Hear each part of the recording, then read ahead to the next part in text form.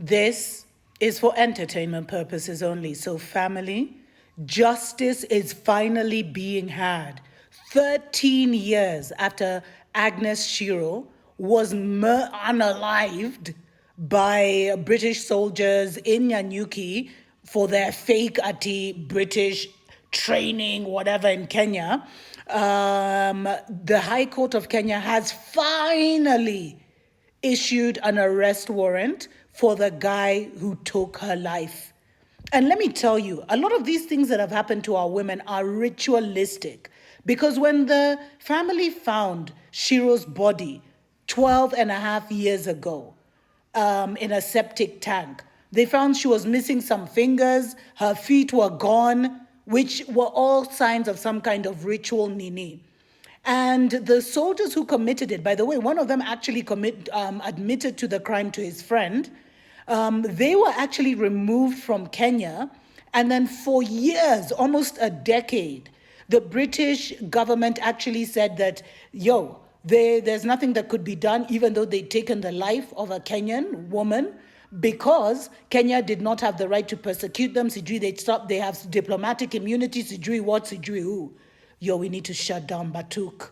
We seriously need to shut down BATUK. But the High Court has finally issued an arrest warrant for this guy.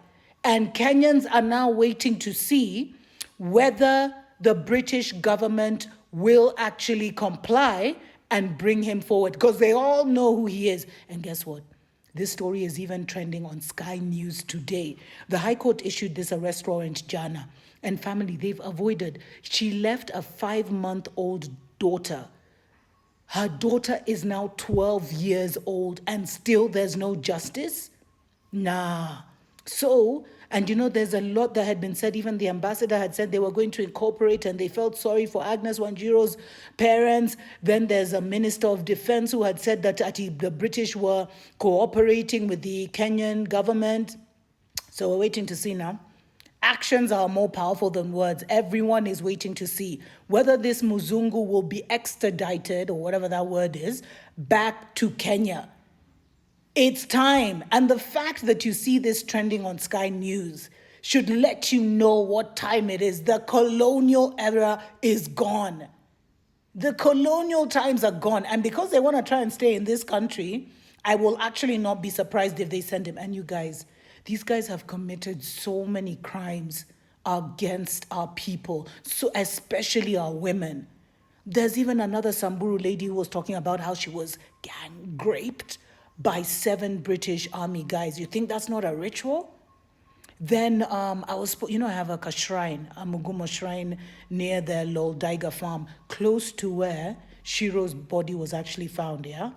And the guys there, the guys of the community, were telling me how when the soldiers used to come, they used to piss in the juice and then they distribute the juice to the children.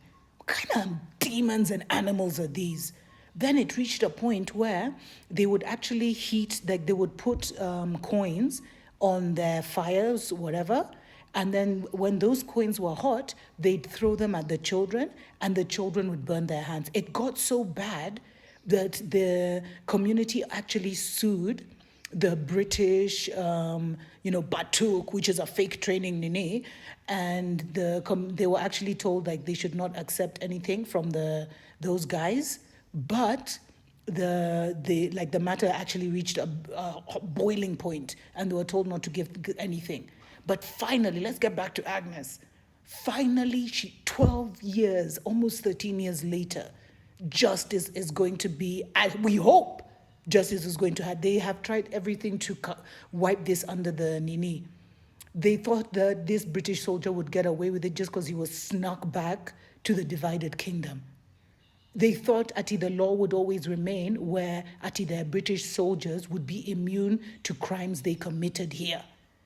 But it is the end of an era, and a new dispensation is coming in. And ironically, this is happening on supernatural September, the closing of an age and the beginning of a new one, where justice must be had. But here, it took 12 years, man. It took 12 years.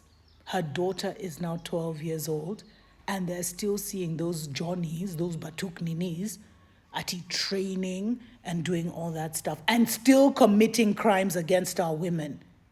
Anyway, the first order of business when the new government comes into power is to kick these guys out and then gather all evidence and complaints and sue the ass out of them for every crime they've committed against a Kenyan.